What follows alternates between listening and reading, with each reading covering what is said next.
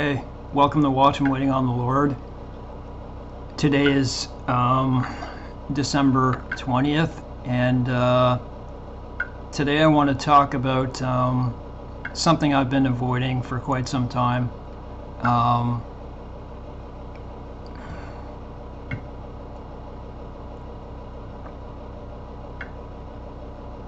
you know those things in life where if you say something, like for instance this channel, if you say something if you say something the wrong way, suddenly your subscribers will go down. If you say something from your heart to your subscribers, that they'll go down. And there's just something burning so. And the book of Jeremiah says that, where he didn't want to say anything, or when I forget exactly how it goes, but it's like Jeremiah 23 or 24, and it says, I forget exactly what it said, but it was to the effect that if he didn't say anything, he felt like there was like a fire inside of him that he had to do it. It was just so, I guess he was so convicted. And so that's how I feel. I don't know if you would call this a vision per se, but it's pretty close.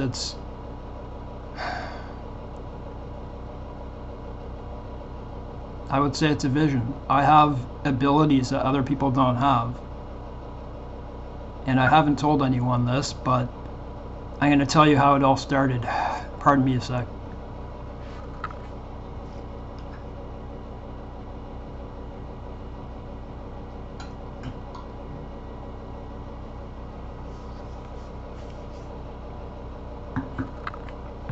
Whatever, right? I say my truth. And if people don't believe me, they can think whatever they want. I know this is true. This happened to me, and it continues to happen to me. I have visions. I speak to God. God speaks to me. I'll make it very clear first that God speaks to me. But it's not like "thus saith the Lord" type thing. He's not telling me to tell things to people. He's giving me visions of the future, and he's leaving it up to me to tell people about them. But this one isn't really like that. So I'm just going to start with my story and not be embarrassed, not be ashamed. Like, why not just say it, right?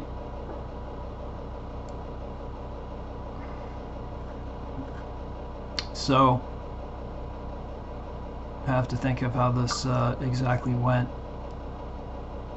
I have, like, because of my pains and stuff, I have issues with traveling, and I do get panic attacks sometimes.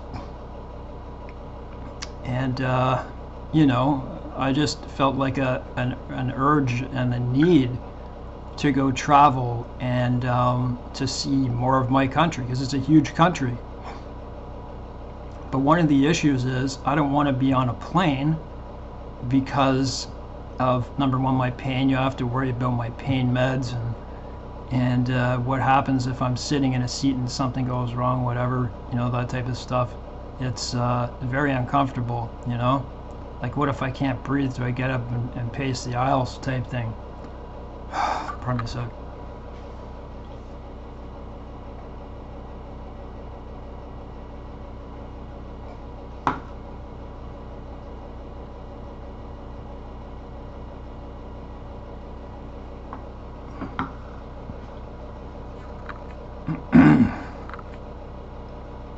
So a family member went with me and a friend,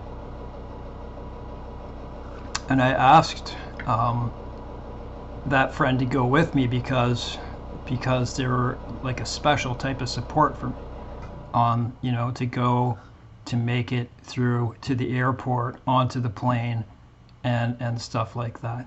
It's like, what if you start getting panic attacks on a plane? So the night before I, we went to the airport and everything, um, I had a dream. I had a dream. I had a dream, like Martin Luther King.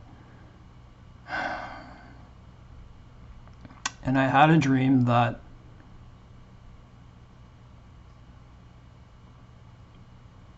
I was on the airplane, but for some reason, the seats that I was sitting in weren't seats. They were like sleds at a toboggan hill. I don't. That's the only way I can put it. Um, I don't know. It was like they were they were like sleds on a toboggan hill, and they were face downward. They weren't straight seats like this. And the runway part, the aisle of the plane was a chairlift. I don't know. It's hard for me to explain. And the plane was cut in half, and there was no front plane. There was no pilot or anything like that. It was open sky, and it was the colors of what you imagined in, or like Revelation and the beginning of the book of Ezekiel. And the chairlift wasn't coming up, it was going down. It was going towards the open end of the plane. Pardon me a sec.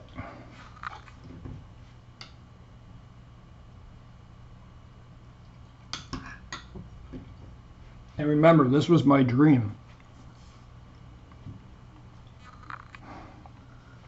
This was a dream I was having before the day I was going to actually go. And this was a vision. This was God speaking something to me. It was the first time this happened, so I didn't know. And so those chairlifts were going that way. I was in the plane, and it wasn't like, it was a dream, right? It wasn't a dream, it was a vision. So it felt a lot more real in the dream because I was really there. God himself had brought me into this. And I don't remember seeing people in the plane. I just remember looking straight ahead. And the chairlift was going towards these strange rainbow colors and all this. And it was God in the sky. That's what it was. And it wasn't the wheels, like in Ezekiel and anything like that. And it was what I believe is the cloud, like that Shekinah glory. And that's what I remember. Out of that Shekinah glory, the Shekinah glory is God's glory, the cloud, like on Mount Sinai. All of a sudden, a hand comes out of the cloud, okay? And it starts grabbing the wires, like the chairlift wires, and it starts pulling the plane closer and closer. I see the hand of God, and as it gets closer and closer and closer, my dream ends. So what does that mean?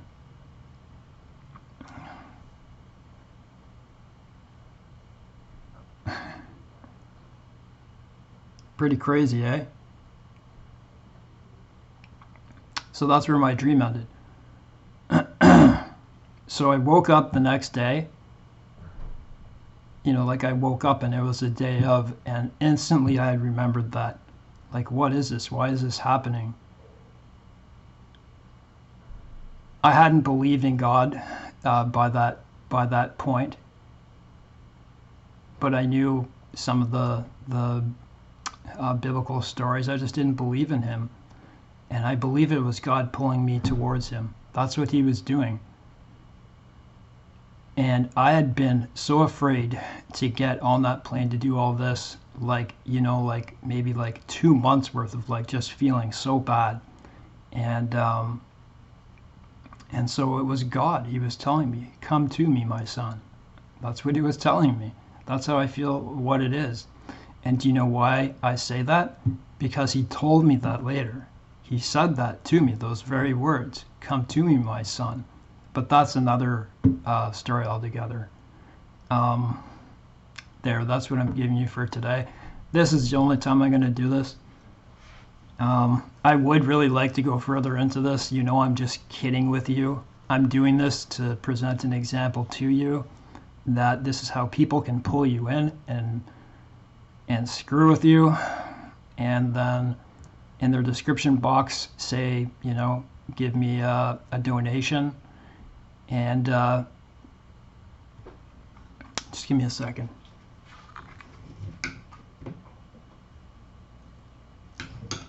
It's hard not to want to laugh. But hey, if it comes to money, right, then you're not going to laugh. I mentioned the false prophet in my last thing. You can go back and look. I don't want to keep saying that. Maybe I will in another video, because I'm not afraid to do it, because I know they're false. But I asked you to go look back in my last video and look up what person I told you to. I'm just going to say it. Last Days, okay? Last Days Ministry is about 80,000 subscribers. Probably 85,000. You look in their comments section and you see all people who believe it. You know why? Because I think he probably scrubbed the ones that didn't. That's what he did to me. So I didn't say this. I said this in my last video. I said, you're false. By Deuteronomy, you're false. This is how to test for it. I wasn't trying to make anyone feel bad or anything. It just, you know, like I see it and it makes me angry. Within about a half an hour to an hour or 2 hours, I can't use my commenting anymore. And of course, I believe it was probably that. Like, it was very soon after that, because he had reported me, and I bet he does that to everyone. So imagine 85,000 people are listening to this person believing it. And it's like Julie Green.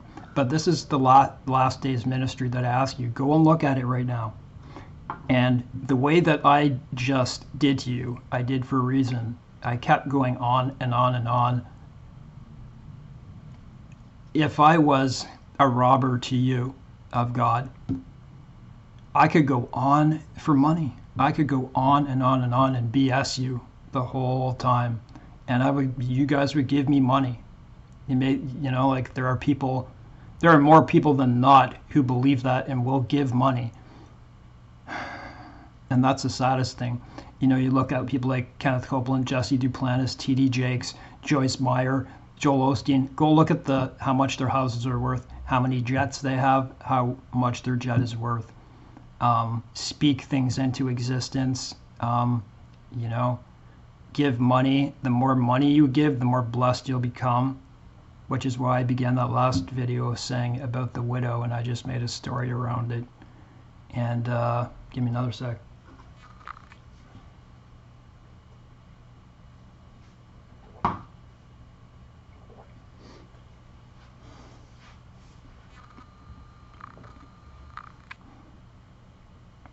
So how to test for a false prophet. If what that prophet says doesn't come to pass, they are false. If anything they say, because God's word does not fail, and it doesn't come back void either. It's just like things like tarot reading and fortune telling. They can tell you things that are true. They can't tell you the future. They may get some things right, but somehow these demons know things of the past and the things that are going on. Don't ask me how. This is demonic, right? This world is Satan's, right? And so they know some things, and they twist things in tarot and all those things. There are many more people who believe in tarot, fortune telling, AI, aliens than, excuse me, big burp, than God, right? And then even you have the people who believe in God, but then are lukewarm and don't really believe that much.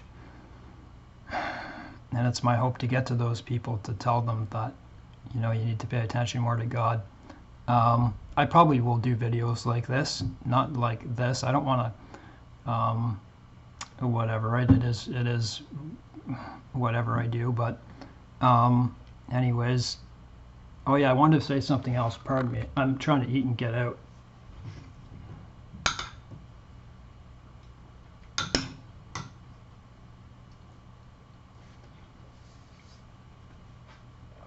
just so you know, like I, you must be born again to be saved. And I don't just want to say it and not look the part, like in certain things. So I just want to describe to you, do born again Christians celebrate Christmas? Because, hey, aren't all these things pagan? And the answer is yes. You can look in Jeremiah and see they deck their tree with silver and gold. They nail it down so it doesn't topple. Go look in Jeremiah. You'll see that what it says about Christmas. That's where we get the Christmas tree, and they deck it with silver and gold. Look in Jeremiah. But as you see behind me here, you see this stocking and that gnome. That gnome I bought for a family member. I'll be taking that down. So I am justifying to you my Christmas. And you know what? I'm going to tell you something about that too. And that stocking I found in this building. People leave stuff out. It's a big apartment building. People tend to leave stuff out if they don't want it. I put that up for you guys. And I'm not going to tell you not to celebrate Christmas, okay? You're going to be like, what? There are sick people out there like myself who...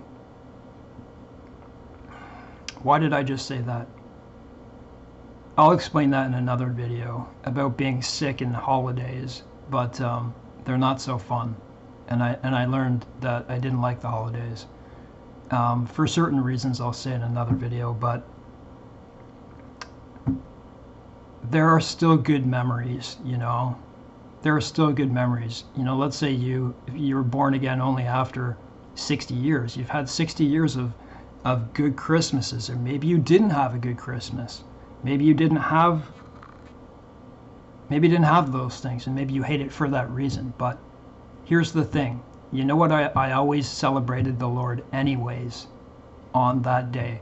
As long as you celebrate him on that day means you're not celebrating something else. Next Christmas, I don't want, like my parents tend to give me, my mom's no longer here, but like my dad, he'll give us all gifts, like me and my brothers. We share gifts and stuff like that. I'm not going to do that next year because of all the stuff that I've learned. If it was, and it is up to me, but I don't feel like I want to dash people's hopes in my family. And, this is how, family members are lost, right? This is how you lose family members and friends, because you're worshiping God. Right? So, no, I'm not going to just give it up like that, but next Christmas, I'm just going to say, I don't want money from you, and I'm not going to give you anything either. I just don't want to do that anymore.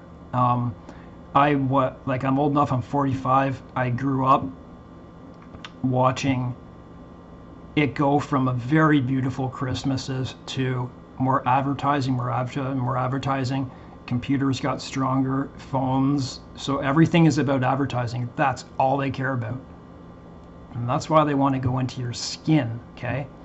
With Yuval Noah Harari and type stuff, because they want to know everything about you. They want to know your buying styles. They want to know everything. Anyways, God bless. And so that's why I put those up, because it still does mean something. And those memories are still good. And I hope you had good memories. And if you didn't, then just continue to do what you're doing. God bless.